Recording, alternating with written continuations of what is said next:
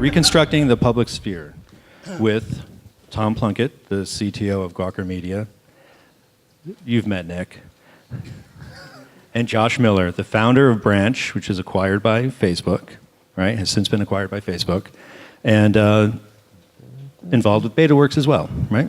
Yep. So instead of getting into these sort of introductions or what we did, the way we formatted things earlier, we actually would like to just jump right into structuring the public sphere. So I want to tie the week back to, or today back to the beginning of the week. For those of you at Gawker that were at our all hands on Monday. And you remember Nick's love of space has that nice picture of big sun, hot zone, cold zone, and the Goldilocks zone. So I wanted to start off with the Goldilocks zone as a theme. You, I think, bring an experience to this discussion that's unique to us because we've started to build a discussion platform pretty far along, and we're kind of in the hot zone. So can you talk about your experiences at Branch, and let's get moving. Sure.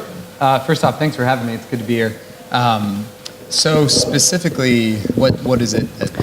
What did you see about scale, the size of trying to build a discussion platform at Branch? Yeah. From nothing. Basically, you're starting from scratch and building up. We're trying to build a discussion platform from an existing pretty large community of writers and commenters. Yeah, sure. So maybe the best way to start is just quickly tell you what Branch is, because most of you probably have no idea. When we started Branch, the observation my co-founders and I was that none of us leave comments, and we don't know anyone that leaves comments, and there's a lot of debate on under the pretense of how do you make comment sections great and the trolls and the spammers, and we just realized most of us don't even read them or pay attention to them or even think about commenting in them.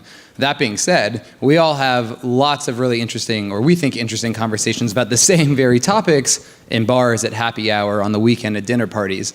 So people aren't commenting for lack of interest in what's going on in the world. They're not commenting for some other reason. And that was kind of the goal of Branch, was that how do we get our friends to want to have conversations online about the important things going on in the world.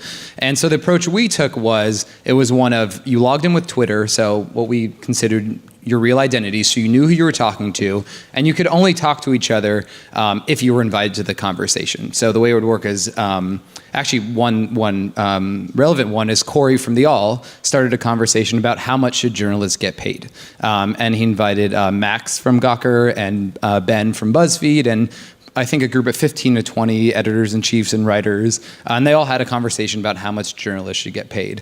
Anyone could go read that conversation, but in terms of participating, you had to be invited.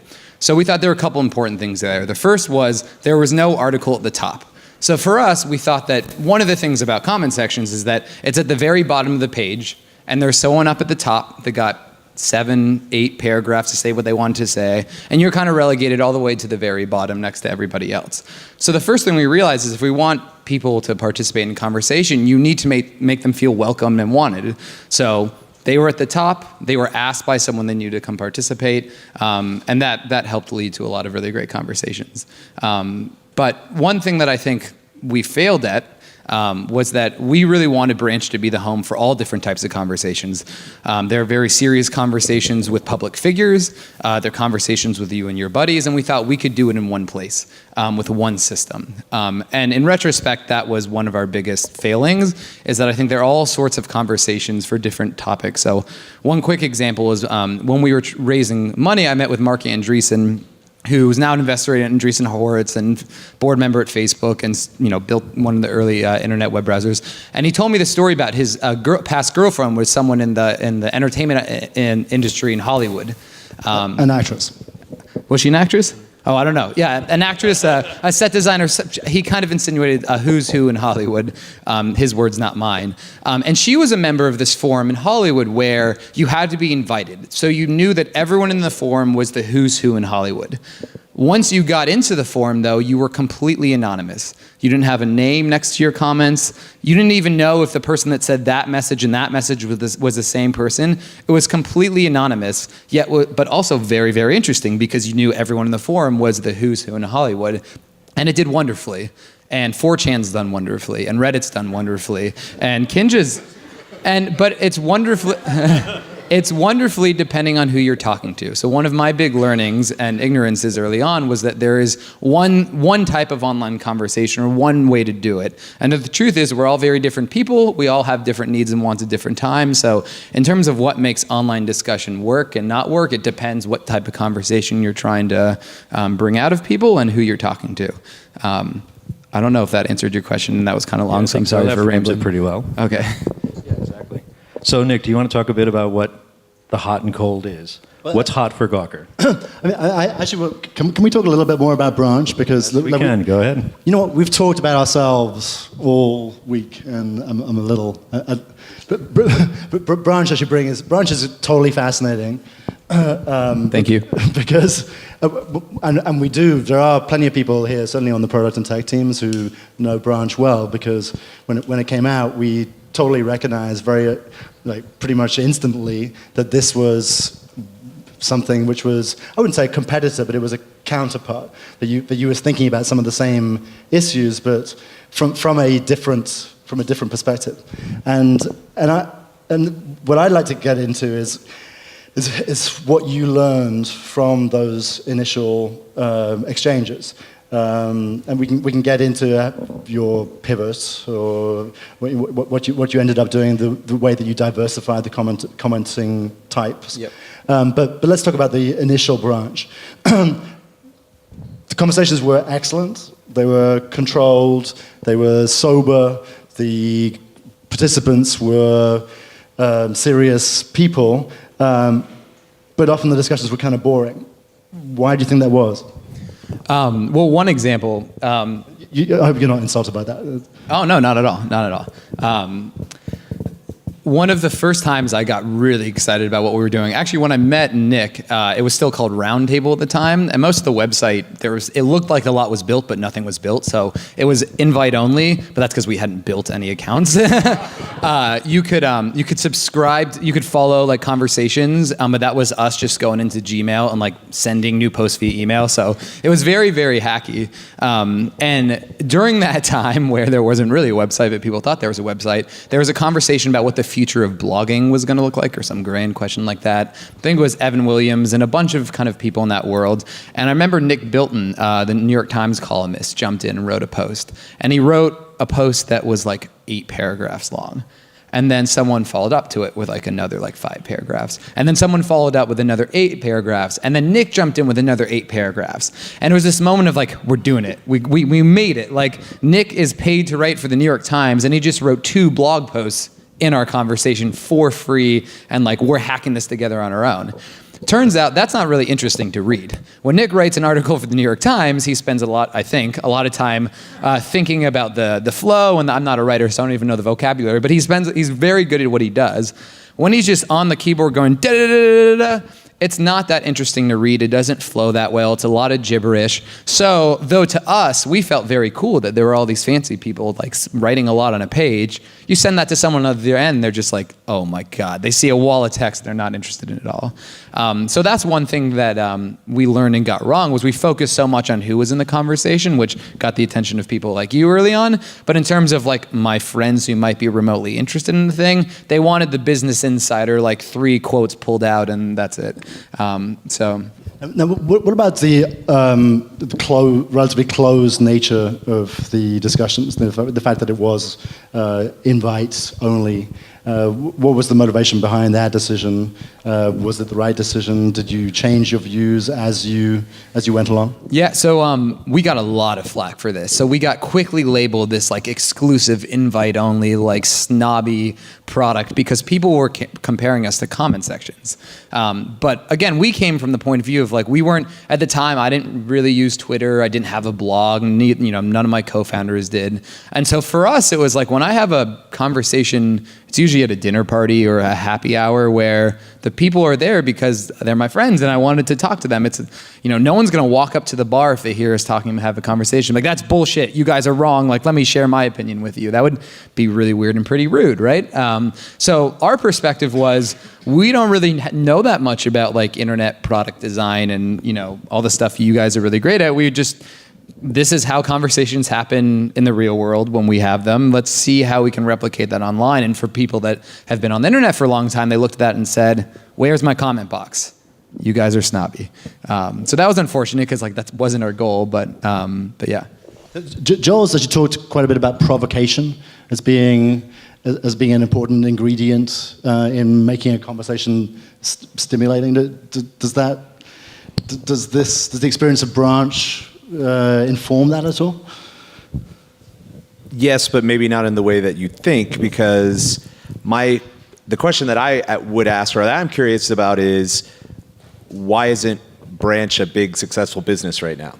Like, if these ideas are strong and powerful and are a new type of conversation that is vital, then why was the pivot and the exit for you selling to Facebook and working within their universe? Yeah, he's being nice. So Branch kind of failed in terms of like our goals. It was a very nice outcome for us, but we did not achieve our goals. And the reason was because we again, our goal was very much personal to us, which I think was a good thing. We were building this for us. The people that really loved what we built were media companies. They were publishers. They were people like Gawker, maybe not Gawker. I guess, yeah, you didn't let your team use Branch, but people like The Atlantic and the New York Times and BuzzFeed would want to host these panel discussions on their websites with really fancy people, and it was great for them. We wanted to be a place where our college buddies talked about stuff on the internet, and we didn't build the conversation product that was right for them. So I think it didn't work because so Jonah Peretti was, actually that's how I met Nick. Jonah took me to lunch at Gawker when I showed you Roundtable, and we got an offer to go out to San Francisco and raise $2 million from Evan Williams, the founder of Twitter, and kind of, he had just left Twitter and he was going to mentor us, and we had this fork in the road, which was build a white label business for publishers or become some sort of media company where you go there every day and there'll be a bunch of experts talking about the topics of the day, or you can try and build a broad platform like Facebook that will encourage the masses to talk about the things they care about. Because we personally cared about encouraging our college friends to talk about things, that's the route we went, and we just weren't successful. And a big part of that is a lot of our college friends didn't want to type into text boxes on the internet, it turns out. So I think that if we had been interested in enabling kind of the media use case and had focused on that, we would have been much more successful. But for us, we didn't want to be successful. We were motivated by a certain goal, and it didn't happen to be building tools for BuzzFeed. We obviously don't have a big problem getting people to write stuff in boxes, but they don't always write the kind of stuff that we really want to publish. From your perspective, when you look at our discussions and the way they've evolved, what do you see? I think you need to make people feel really special and like you want them. So I think a great example is Medium. Medium gives everyone this beautiful editor, and when you post in it, it pumps up this beautiful page that looks like it was snowfalled by some New York Times staff. And I think you see a lot of people writing into text boxes on Medium that probably didn't blog before, that probably didn't type on Kindred, that probably didn't type in a Branch. So I think, and that's why we knew we were on to at least something when we started, was we looked at a lot of the people posting in Branches. They didn't have blogs and they didn't have Twitter accounts, but somebody who they respected said, "Hey Joel, I really want your opinion on this. Do you mind answering my question?" And all of a sudden they typed into a text box on our website and pressed the button. So I think we will always disagree about this, but for me, if the comments or the commentary you're asked to people is to respond in conversation, but it lives way, way below. If there's a hierarchy, which I think there probably will always be, I think that in itself is limiting, because why don't I just go to Medium and have my name at the top and it be my space? I actually don't believe in the hierarchy, but if you run a media company based on the work of journalists, the journalists absolutely do believe in the hierarchy, and if the hierarchy itself then causes commenters to behave as if they are lower in the hierarchy, which usually involves them acting irresponsibly or provocatively or trollishly, then the hierarchy is reinforced both by their self-image and the journalist's self-image, and it's a tough cultural, institutional problem to deal with. Yeah, no doubt. I'm going to jump in on this point quick. That's not working. I actually do believe in hierarchy. And the hierarchy is actually defined by the people who initiate the discussions. They're initiating it. Now you need to create a platform that allows people to engage with it in a way that is smart, can move it forward, maybe challenge the initial position. But I think by definition, the hierarchy is a person who puts something out, exposes whatever it is they want to write about. So I think there is a hierarchy. So anyway, that's pretty much. So one example. I know it's kind of taboo to talk about BuzzFeed in here, probably, but one thing about BuzzFeed is I think that for a company like Gawker and BuzzFeed, the hierarchy is important, and your writers deserve to be above everyone else. So what BuzzFeed said is, but at the same time, if there is a hierarchy on our site, then I think the comments will be pretty bad. And their focus and hypothesis, my words not theirs, is we'll let people have their conversations in their hierarchy elsewhere. They go to Facebook, and it's your Facebook post and your friends. And so I think that begs the question, if there needs to be a hierarchy between your professional writers and everyone else, maybe there shouldn't be conversation on Gawker, which probably just made you really mad. But I'll just throw out, when I say that I believe there is a hierarchy, note I'm saying the person who initiates a conversation, who puts something out there, whether it's writing an article, is not necessarily a writer like Gawker. It's a person who chooses to use a platform. If they're publishing on Medium, they've made a choice to put something out there. And Medium should provide tools, should provide a relatively simple mechanism for other people to engage with it, to take it somewhere to challenge it, but also keep it safe. So I'm making a pretty clear distinction here. It's not like staff, they have all this power or whatever because you're paid to write for something. But the fact that you are starting, you're initiating, actually by definition, in my opinion, it does establish a hierarchy. But let's say a tone as well. Let's say the discussion has started with a question, a short little question, just like this. Yeah. Do I own this discussion? No, but that's the kind of discussion that you're beginning. You're actually starting with that. But if you don't begin with a question, maybe you actually pose a position on something and maybe ask a question. You do, and you should be able to control where the contributions go. So here's an interesting anecdote, because one thing that we were very much motivated by, we think the more information that's out there and the more that people feel comfortable sharing, like the better the world will be. And so one thing we didn't have early on at Branch was a delete post button. Which pissed people off. If you made, especially people that were really good writers, which is not me, if you made a typo, there was a typo and it was going nowhere. You couldn't edit it, you couldn't delete it. And the point of that at the time was we didn't want people to go and delete posts that all of a sudden became controversial, or we thought that like once it's out there, you said it. The point of saying that was, in the first year, we maybe had, I think, 200,000 active users. So not Gawker, but a significant number of people. We never once had to delete any sort of post for spam, for nudity, for hate, anything. And the reason I think was because a Branch page was quote unquote started by somebody. There was someone that started the conversation and invited people they knew. There was this like inherent, I think, social pressure that like, whoa, I'm at Josh's table right now. I'm in Josh's room. And he invited me. I probably should behave really, really well. So I think, often when we think about how do we prevent spam and trolls, we talk about features and tools and deleting and detection. But I think the most powerful thing is just kind of social pressure and norms. But if we're talking about dinner parties or parties generally, I throw parties, and great parties. A good party, it tends to include a core of people who do know each other, so who can provide some structure to the event. That it's not a whole bunch of people all in their different clusters on different corners of the room, but a party which is just the same people that know each other, that have been together since college, is usually incredibly boring. But you need the plus ones, you need the gate crashers. How does a discussion system, either Branch or some hypothetical ideal discussion system, create the kind of intimacy? Tom has this good phrase, intimacy at scale. The scale of an open media platform, how do you create the intimacy? How do you have both the control and the intimacy, but also the diversity of opinion that makes the discussion interesting? Yeah, that's a good question. So two things come to mind. The first is that I don't think conversations can scale. I think that one thing you notice at if you go to a dinner party is that around 5, 6 people, if the table's any more than that, it splinters off into a couple conversations. And if you're in the middle, it's really awkward because you kind of do the like, oh, that's kind of boring. I don't know, you know. But it does because like you can only talk to so many people at a time and only so many people can speak at a time. And so I don't think conversation scales necessarily. The second thing that I think is really important, especially the little I've heard you talk about conversation and discussion and enabling people, which I really buy into, is like, what is the goal?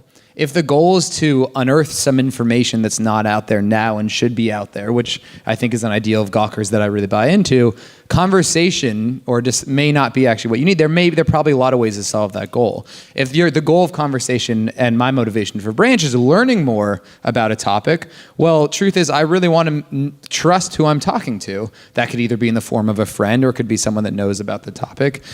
So I think that in terms of how do conversations scale or what's the right way to design it, I think it's important to know what's the end. And even as you've talked about conversation, it seems like why you care about the comment sections changes between unearthing information or, you know.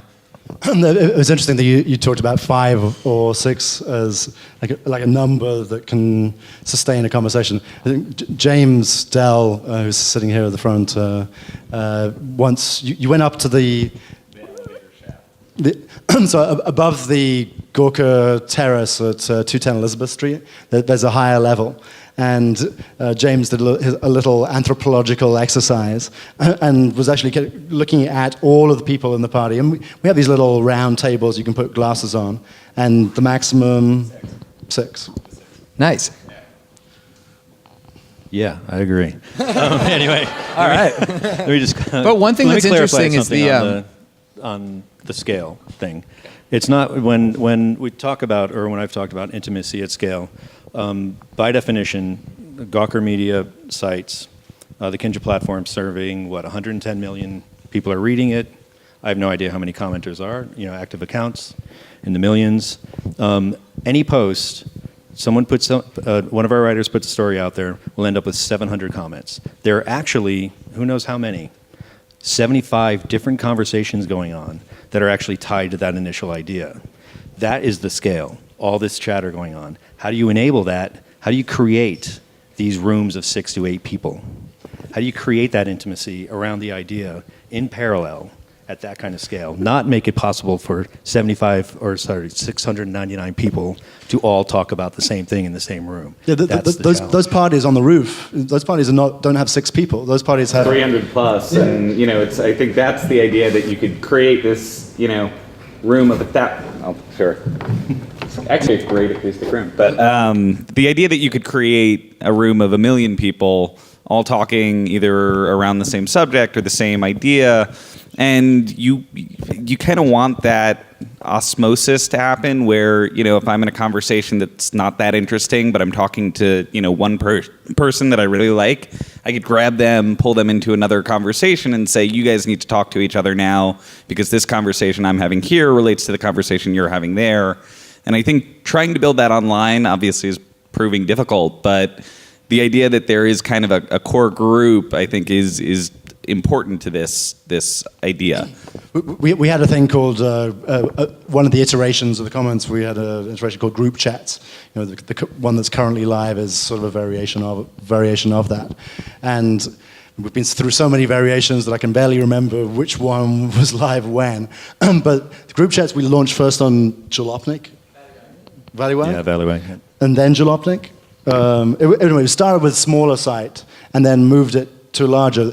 On the smaller site, it was actually kind of pretty open. So if somebody was included in the conversation, then they could actually then go and include others. It could easily spread. They were kind of lively conversations.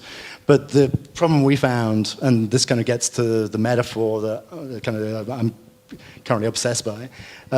What we found was it was very hard to maintain that balance, that maybe we didn't have as clear an idea as we do now of that 6 or whatever it is, 8 maybe online, or that optimum number of participants in a discussion. And on a small site, the discussions tended to be dead. And as I think maybe Valleywag, it was almost right, but then when we started launching it on larger sites with more traffic, it quickly got out of control. And so that's where this the hot and cold, the habitable zone metaphor is the one that I think of. That if you have too few people in there or too few people in each discussion, then it goes nowhere. It's just effort to push it. Right. But if it's too, guys, do you want to? I just have an idea that I want to try out. Share it. So this is me thinking live. So what if we did a commenting system where we limited the participants in a branch to, okay, this. All right, you call them branches too, right? Yes. Interesting. By the way, Josh somehow thought that he owned the word branch. I think it was Dick Bilton that wrote about that. So what if we limited? So in each branch, only 6 people can talk. What if we did that? What if? Sounds like a good idea to me. One interesting challenge that we were really most obsessed with is that another thing we noticed at dinner parties is that a lot of the people you really want to hear from or have the most interesting ideas are also the quietest and are not the ones talking, and there tend to be very loudmouths that dominate the conversations. And I think the same's online. And I think that if you the number is 86% of internet users have never posted of any text of any kind on the internet before. They've never posted a tweet. They've never posted a blog post. So I actually think we spend way too much time worrying about how we can quell that 14% to talk sanely and not post GIFs and that sort of stuff. And I think the really interesting question, and the one that's going to be better for the world and achieve the goals of Gawker, is that 86% that doesn't feel comfortable in any text box, whether it's on Kinja or Twitter or Blogger. What are the contexts that allow them to speak up? So if I were you guys, I would care less about trying to make your commenters say nicer things in the right quantities and think about how can we get more information or encourage conversation from the people that have never left a comment on a Gawker site and never will. And often not that you're not doing that, but that's at least the problem. That's the gold mine, I think. Often the best stories, the best insight comes from people who have never commented before. That somebody has sent them a link. They've been mentioned, or maybe their company's been mentioned, or a friend sends something to a friend, and they get a link 2 days later. But by the time they come into the discussion on our sites, or pretty much on any other sites, it's all over. So if there was, I'd love to see a way that we could, maybe it's 6 people, whether we could actually have a branch-style controlled membership discussion, many branch-style controlled membership discussions. But if somebody more interesting comes in later, that they can bump out one of the more boring people from earlier on. Yeah. Yeah. Exactly. I'm going to put something out there and then open it up. It's something we talked about earlier. So we'll ultimately, you mentioned that a lot of your friends didn't get onto Branch and use it as a tool. How many people actually, of those friends, use Facebook? There are a lot of people I know who will never comment on any of our sites. They're actually intimidated by the commenters, which is a factor. But they do write on Facebook, little things. They do post to Instagram. They comment. They don't just put up photos. So there's a lot of that activity. So what I'm coming around to, will Facebook own conversations, basically? And from there, I'd like to just open this up to the room. I probably shouldn't comment about will the Facebook own conversation. For context, I barely used Facebook before I joined Facebook, and I use it mostly now because you work on like all the work stuff's on Facebook. Me and most of my friends rarely post to Facebook and spend most of our time on Snapchat and probably Instagram. I forget what the. So it's mobile. Yes, Mobile's it's a big mobile. part of it. Yes, it's very. I observe my friends when they get home from work. The only reason they use their laptop is for YouTube and to watch HBO Go, Game of Thrones. Otherwise, they're on their phone. And I've been traveling a lot for work, and I notice I don't miss my laptop at all, and I never check. I can do, mobile. Since you work at Facebook and have to be careful about speaking for them, any of the recent meetings that we've had with Facebook is almost always oriented around them asking us how they can help us get our audience talking about our news stories on Facebook, which are very interesting conversations where I'm like, but we are competing, I guess. We never will help you do that. Here's what I can say, which will explain why I joined Facebook, even though I didn't really use it that much. They, up until very recently, did almost nothing for publishers, news companies, media companies. There was a partnerships team that does a great job of talking to all of them and like keeping them in the loop in terms of having product staff building things to enable media companies. And enabling the idea of publicly, because think about it, when during the election season, most people hate their Facebook feed. It's like, fuck that guy I was in science class in middle school talking about some bullshit policy. It's not built for that in the past. And all of a sudden they're realizing we're driving all of this traffic to these news companies, media companies are telling us how important Facebook is to them. And we haven't really done anything to help them or encourage that yet. And so a big reason I joined Facebook, was because I think they have a very, very exciting opportunity to be a place where a lot of those conversations can happen, especially as a lot of stuff moves to Snapchat and Instagram and WhatsApp and all this other stuff. I think the interesting thing is, though a lot of people don't post to Facebook as much as they used to, they're still checking it as much as they used to, if not more. And you see that in the quarterly earnings in terms of the numbers they reported publicly. So I do think you'll see Facebook doing a lot more in that space. Why are the comments on Facebook so bad though? Well, I think they're comments on. Are they? I don't know. No. So I think you're on Twitter, and I think we can all acknowledge that Twitter, at least there's potential for some exchanges. Isn't your comments on Facebook are bad? That's self-selected for your friends? Yeah. So I think Not really, no. Well, so one thing that Ev from Blogger and Twitter and Medium, the one lesson he hammered home to me was the most important part of any publishing platform is the audience. It's not the tool set; it's who's listening. I think that was true at Branch in terms of like people posted when there were other famous people posting, and I think that's true at Facebook. If the audience is your friends from high school and your mom and a bunch of other people, the comments are probably bad, and you hate seeing that stuff about the election because you weren't expecting to see it there, and it's probably the wrong audience for it.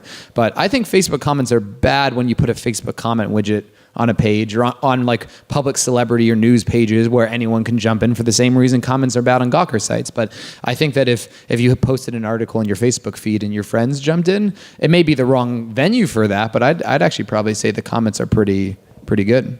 That may be to do with my rather open follower list, and I have a lot of Malaysians that I don't know. Like personally, you own a lot of Malaysians.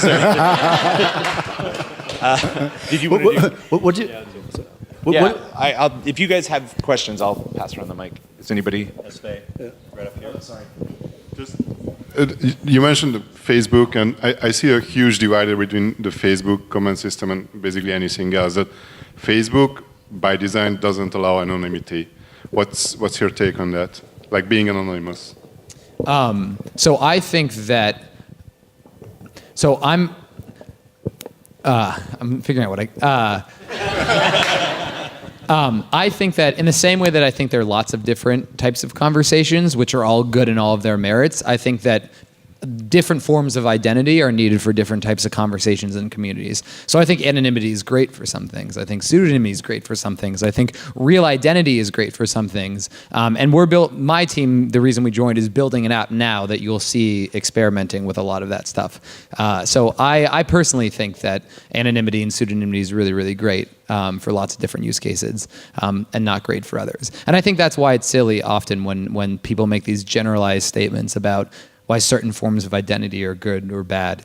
It depends on what your goals are, right? If you want to send and unearth some really terrible thing that's happening, but you're worried about your job security or your identity, it's really great to be anonymous. And you can go, the list goes on and on. So my take on anonymity is that it's really good for some things, and I think Facebook and other companies should do more to experiment with things beyond just your real name. I feel like one of the things that happens when we talk about these conversations, the small conversations, and scaling to larger conversations, is that maybe we don't think about, like, one of the things that happens as they grow is like the mob mentality, and that there is a civilized discussion when it's a smaller group, not just because it's a smaller group, but because you don't get sort of swept up in some kind of like echo chamber and copying people and seeing that, it's like if you have a party in your house and everybody's being really civilized, everyone will act, new people coming in will act civilized. And if it's the kind of party where people are putting out cigarettes on the rug, you're like, oh, it's the kind of place where we can just throw shit on the floor. And I feel like, that's one of the things about scaling is just kind of like, how do you keep even with the people, like, how do you keep them from being in a mob mentality? The fourth floor at Gorka is it's not a mob, not usually, but you can totally tell that there is a number of people that if it's full, 50 or 60 people, and maybe something happens, then the volume goes from complete library quiet to extremely loud, just like that. There's a clear tipping point, and at some point it's kind of nice chatter, and then it becomes impossibly loud. And it certainly seems as if that happens online too, unless you can do something, maybe through software, to throttle it, to make sure that at the point at which you're going to get a mob, you split up the crowd and you put two groups of people, and then when each of those groups gets too big, split them up, and always maintain the number that allows for civilized discussion. Yeah, and I mean, I think also the thing is, if you know that that's a space where you're supposed to behave, like if you're on a tour group and you go inside a church, you're supposed to behave there. It's like some kind of, I don't know, I feel like there are ways to... So yeah, I definitely think it's obviously who's there first and who sets the stage. I also think one thing we actually got right and messed up on accident was how it looks. Even on the internet, right? You walk into a church and it looks like a church. We designed the first version of Branch to be super, what we thought, slick. It was very clean. It looked elegant. It was big boxes. It felt like important and fancy, because that was our goal at the time, as we were like cold emailing like Clay Shirky and saying, hey, you've never heard of us, but like come over to this thing. It had to look very important. Then I went to my college friends and, hey, let's talk about the NFL game here. And they're like, no, I'm not, it's too fancy for me. I'm not important enough. And that was one of our big challenges, is that we did such a good job of getting all these fancy, well-known people and brands onto the platform and made it look like that for them, that then a lot of people were like, whoa, that's not for me. And so I think it just wasn't fun, or? Yeah, I just think it's a great... I just think that we take for granted how the little things about how it looks and feels plays into our perceptions of it. A great example is branches were technically completely public. If anyone knew the URL, anyone could see it. But it was branch.com/b/abcdfg89jk, and there was no way to find it unless you were sent that link. And so I went to my friends and said, no one's going to see this. They're like, but it's public on the internet. And I'm like, yeah, but no one's going to find it. They're like, but it's public. I'm like, all right, it's public. So is Instagram. they post 5 times a week to Instagram, had no idea that their Instagram photos were actually URLs on the internet because it didn't feel that way. You open up Instagram, you see your friend's face up top. It's like this little purple thing, you know, like it's only friends, it's emojis. It doesn't feel public. And you know, as a product designer or an engineer, it's like, though it's like that seems like trivial stuff. If you're, you know, quote unquote, a normal person, for lack of a better word, that feeling of the space really impacts what people think about it. So you got to be fun and classy, and then you got to be private and public. So this was my learning. This was our learning. We thought you could do it in one place. I don't think you can do it in one place. And I think the way that you'll see the internet and mobile apps play out is that there will be very specialized, specific, small places for different types of conversations and content and people, and that the people, and you're seeing this with Twitter right now. Twitter, which is arguably the best at hosting flexible conversations, is now messing around their DMs, so you can privately take a tweet and have a group conversation privately in DM. Just shows you that like there's so many different types, you know, you can't, the one size does not fit all. So we tried to do that and be X and Y and Z, and we were wrong. And but don't you want the ability within one conversation to switch modes, that something could start off fun and then become classy, something can certainly start off private, yeah, and then you realize you start off a private conversation, and you realize that, you know, once you're 5 minutes in, that, oh my God, that answer that this person just gave, well, that's a story. That's absolutely worthy of being published. And then that thing that is then published could itself then generate a discussion, which will then spawn its own. Yes, I think what you're hitting at is right, that these things are very fluid and they change. So it may start private but should be public, or there may be something said that should be its own post, and you can try and enable that through features and product design. But my experience is it just gets too complicated for me to understand. And I remember we're friends here, and you've said things to me before. So one thing I'll say is, I remember when I went to the Gawker offices and you showed me Kinja for the first time, it looked awesome. And then I said, oh, what about this use case? And you said, oh, it does that too. And then you explained how it did that too. And some other thing, like, oh, it does that too. And then I remember by the end of the conversation thinking, Kinja does everything, but I'm not really sure how it's complicated. So I think that you're completely right about the fluidity and about things change and you want to move from one to the other. Does that necessarily need to be in the same interface or the same set of features? Maybe not. And at least that's the approach that Facebook's taking now, which is like, all right, messaging with friends, that probably should be its own app. Breaking the experience up. Yeah, to focus on especially on mobile, making it very, very simple, one thing to do, not a lot of buttons, because, you know, as much as from a geeky product designer perspective, I loved that Kinja could do all that stuff, and the same way that I loved that Branch could do all that stuff, you put it in front of my college roommates and like, what the fuck is going on? So, yeah. Yeah, so this, actually, questions? So I wasn't really familiar with Branch. I think I read like 2 or 3 threads. It felt, pretty but boring, a bit bland. I don't know. Did it ever develop like a specific Branch community? Was there like a specific lingo, like cultural practices that didn't exist on like Tumblr or Twitter or Facebook? No, so this was the problem, is that, so we built 2 products. Branch was first and then Potluck. Branch, we had these branches that would just blow up. So how much did journalists get paid one got an insane number of page views. The fact that iOS 7 was going to be skeuomorphic, or to like look a lot different than iOS 6, that was a scoop broken in a branch between all of these Apple journalists who are paid to write about Apple. One of them dropped in a branch that blew up. So there was one about changes at 11 Madison, some fancy New York restaurant, and that blew up in the food community. And so we'd have these branches, and there'd be spikes, and everyone would know about Branch, and they'd read it, and then nothing. And so the problem is there wasn't a community because we didn't build any community features. We thought it was a publishing tool, and it was for the wrong thing. And then Potluck, which was the second product we built, there was no reason to share it on Twitter or Facebook, and it had this really active community of like 10,000 people that had their inside jokes and things. And so no, Branch didn't, and Potluck did, but most people know Branch, and most people don't know Potluck. And Potluck, was it? Do you know if these communities were like pre-existing communities, or did new communities form in like Potluck groups? No, on Potluck more communities formed. So what we did there was actually riffing on you, was this whole idea of like people want to meet, like on the internet, we're connected to we can reach hundreds of millions, billions of people. Yeah, we talk to like the 15 to 100 people we know in the real world. There's something that seems very, very silly about that. And so the whole point of the network was to meet new people through friends and friends. I mean, it wasn't like, hey, come to use Potluck and meet new people, but like the product design was such that you saw conversations from friends of friends. Friends of friends. Yeah, so the new communities developed through friends of friends. Yeah. Thanks. Yeah.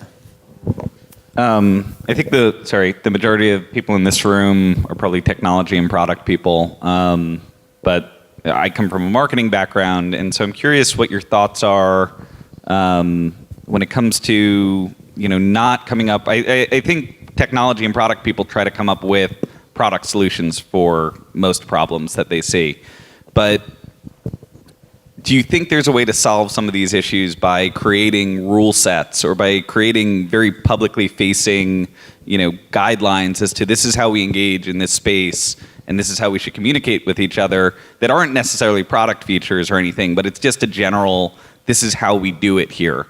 Is that useful? Did you guys try anything like that? I wish we had, because I think that's how the internet worked at the beginning. I think if you look at all the original forums, and even to this day, things like 4chan and even Reddit, I mean, it's guided by, it's like someone set a standard, or they set the community, other people came on, they saw that, they replicated, just grew and grew and grew. The problem with that, and the problem with Potluck, even though 10,000 people were checking it like at an insane rate, was that communities don't scale really quickly. It takes a long time. So Reddit's a big deal now. Reddit's been around for a long, long, long time. But communities take time to grow. And for VC-backed companies and ambitious companies, that they often don't have the time for that. But yeah, I think that, and that's what I was trying to hit at with the fact that we didn't have post-deletion or editing, and we had 200,000 active users, and we never had to delete anything because there was this social, unspoken social pressure, do this, don't do that. And then on a lot of sites, there are rules and regulations. If you go to any subreddit, the entire right-hand column is like, here are the rules. And sure, maybe there are deletion tools to enforce that, but it's really social pressure. So yeah, absolutely. I definitely think that can happen. I'm really interested in your comment about, over 80% of people don't comment at all, and you're interested in targeting those people. Do you think that people not commenting is, necessarily a bad thing? Because I don't have any research, but I was always under the impression, and I have been since I've been writing, that people comment if they feel strongly about something. But if they passively, agree, they'll just silently share it, So, I used to have friends with Twitter feeds who would just share things they agreed with to Twitter or Facebook, and they would never actually comment around it. It was just sort of like, this is an affirmation of my beliefs.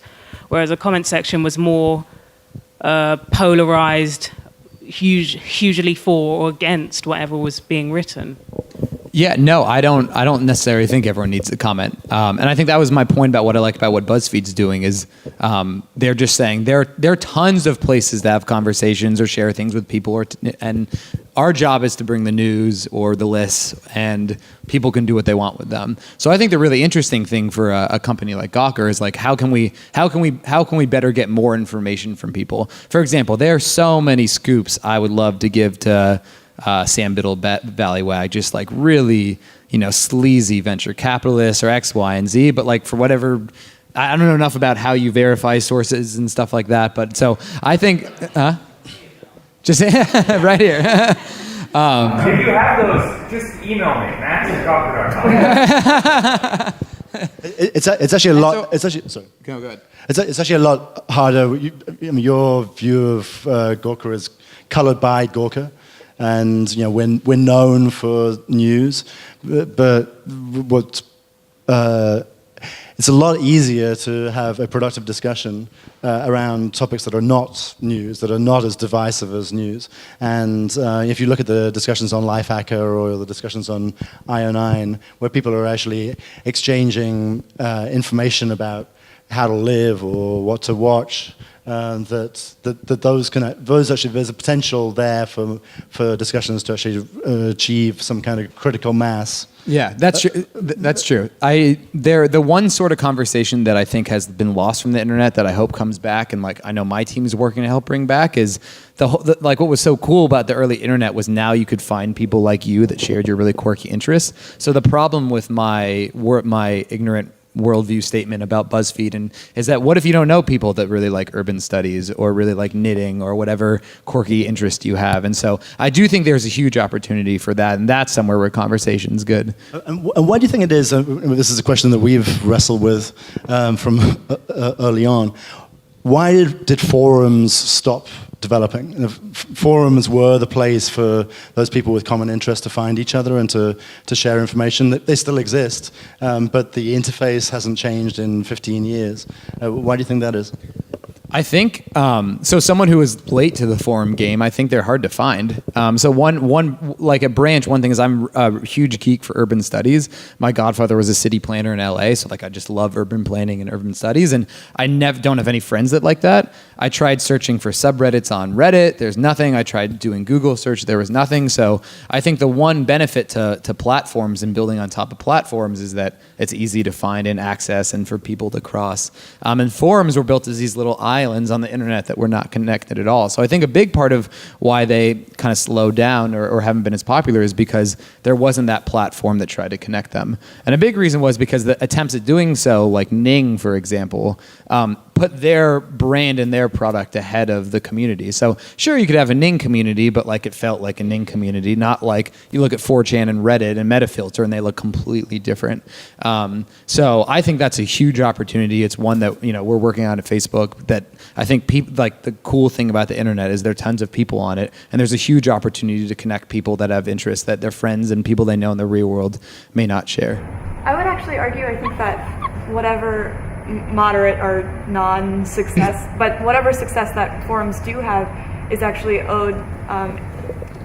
I think that whatever success online forums do have is actually owed to the fact that they're really hard to find.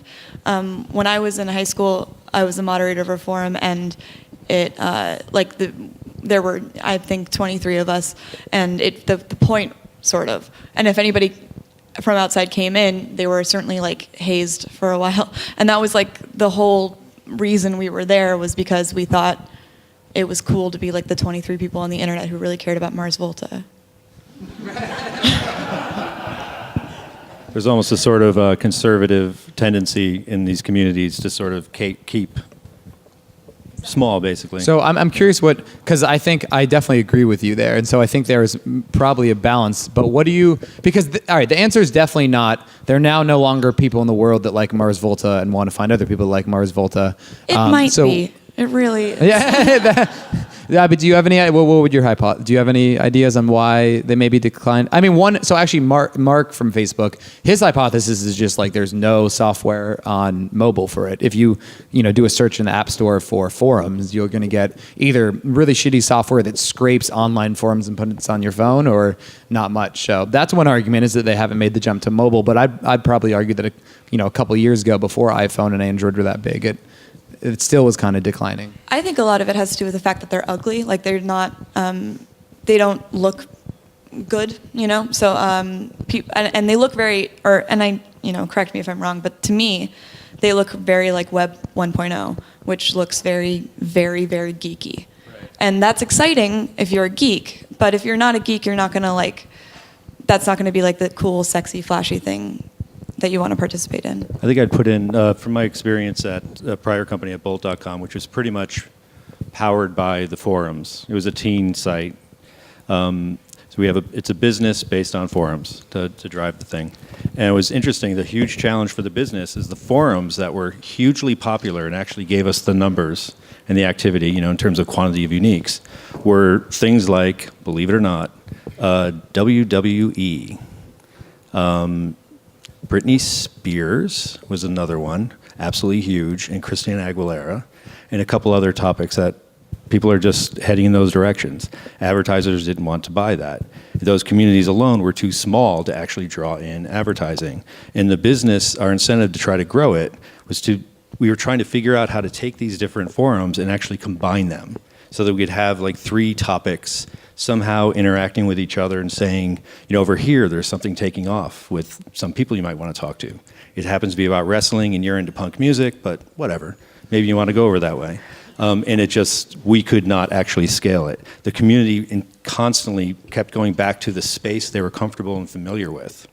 And it's actually a challenge to try to grow things, to build a large business out of that. And I do think I think you're right that the fact that they were these islands in the internet helped them and was a big part of it. But I do think there are ways to let people discover them without ruining that. And a great example of that is Meetup, where I was an intern where I started Branch. You think a lot of people think of Meetup as a New York Tech meetup and political meetups. Something like 60% of active meetup groups are parenting meetup groups that are private, and so you can't see any of the content, and you have to apply for membership. So there's a great example, but they've done a wonderful job of, if you're a parent in Ashbury, New Jersey, you can know that there's a parenting meetup in Ashbury, New Jersey, but no one can just show up and post or even view what you're saying. So, yeah. I wanted to add to the whole discussion about forums dying. Is like I would contend that that's not the case at all. It's like nobody says, "Oh yeah, I'm on the forums. Are you on the forums? That's cool." That's not really a thing that happens. It's like it's a special interest collection of people. Like meditation forums totally exist, lots of them. Wrestling, fitness. Various chronic conditions, support and information kind of forums, like they totally exist, and I think they've actually grown.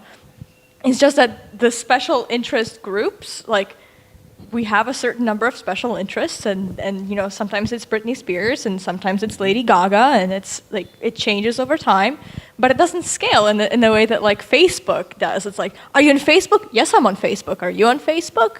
Like, it's a completely different dynamic. And I think that you're completely right. And the thing that I love about forums is people that are active in forums, they check it just as much as Instagram or Snapchat. And they know that, even if they don't know the real names, they know the people there and they're addicted to it. I think what I mean by that is the percentage of people active on their internet.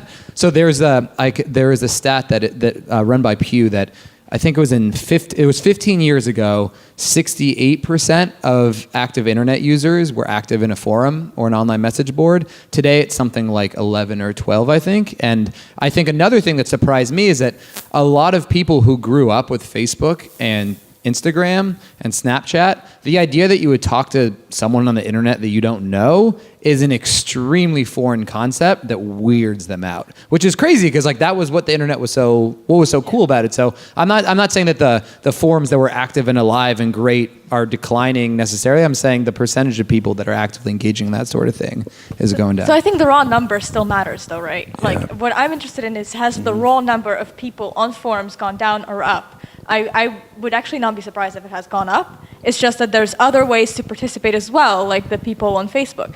But the same people, the kids today on Facebook, the kids today on Snapchat and on Tumblr, they go on Tumblr, they start doing the angry atheist Tumblrs or the feminist Tumblrs or the body positive Tumblrs, and ultimately they find the forums, the mothering forums or whatever. Like these things still exist and there's pathways to them that the kids these days are absolutely finding.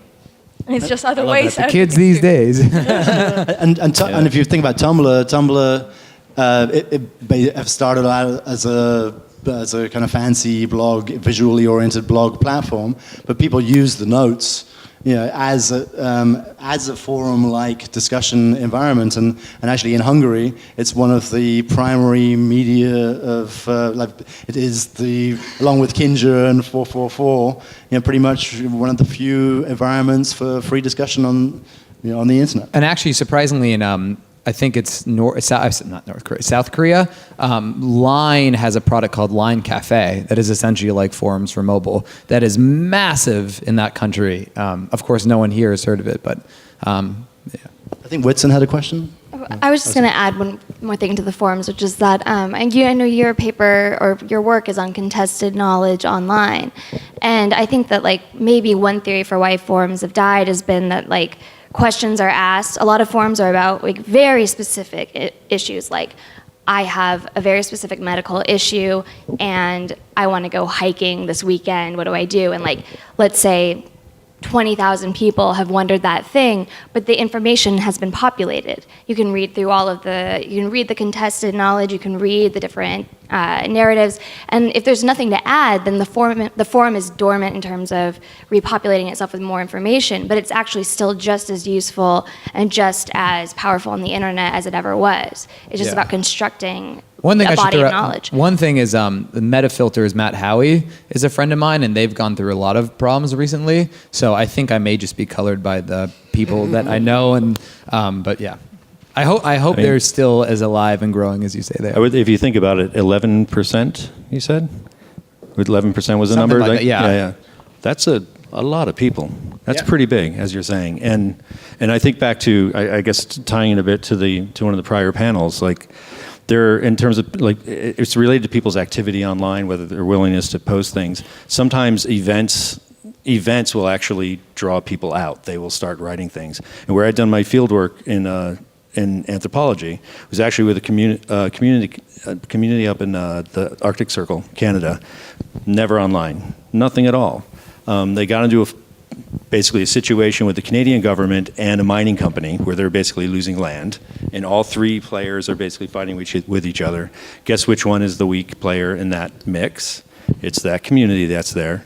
They got online, created a website for their identity. They created forums, and they tried to basically advertise themselves. This is basically back in 1995, so it was a lot harder to do this. You had to do things like send an email to somebody to get them to know about you. You couldn't simply tweet and draw everyone in. But things like this, they'll happen in people's lives. And I think there are ways you can build platforms that are useful to people, such that they know they can go to it and build a presence. They can build a forum on a particular topic or whatever. And it may not live forever, but it could live for a while. 11% of people online using forums is actually a pretty massive number. It's a lot of people. I never knew that number, but. Whitson? I want to drag the forum conversation on longer than it needs to go. Are we including sites like Reddit when we talk about the percentage of people on online forums? Because I think that's where all the forum people went. There's two very distinct communities on Reddit, I think, and I think it's the kind of large subreddits that we all see when we go there that is essentially garbage. And a lot of it, and there are the people who are going, there's probably a Mars Volta subreddit, there's, subreddits for all these different, there's progressive death metal and high-end headphones and all of these weird little communities, and people don't want to have to go to create a separate account on all these forums that they don't know where they are or what they're called, and on Reddit it's one account, it's easily findable, and I think it's sites like that where those people have gone. Yeah. Can I actually jump in here? I think the real question here is a commercial one. And Andrew Gorenstein is at the back there. Andrew, before being our head of sales, our chief revenue officer, was responsible for, among other things, Reddit after Condé Nast bought it. And correct me if I'm wrong, but it was pretty much impossible to sell against Reddit. It was very difficult. Very difficult. It was the odd man out, for sure. So if you're a business owner and you have a forum property, you're not going to invest against it. You don't see any particular commercial potential. It will be done out of some kind of sense of mission rather than with any prospect of profit. But I don't think, and I think that's why the software hasn't evolved, that no attention has been attached to it, no investment has been attached to it. But just because it has not evolved and because it's been static for the last 15 years, doesn't mean that it will never evolve. The social networks existed before Facebook. Pretty much everything that has been a success was first a failure, or there was a previous version that was stagnant. I don't think I'm revealing anything particularly controversial here, but we've had a discussion about Kinja. in order to explain it more clearly, to call it forums. And the problem with calling it forums was a commercial problem, not a problem with rhetoric. It actually might have been actually clearer to call Kinja forums, but there was a concern that forums were so toxic to advertisers that you couldn't even use the word.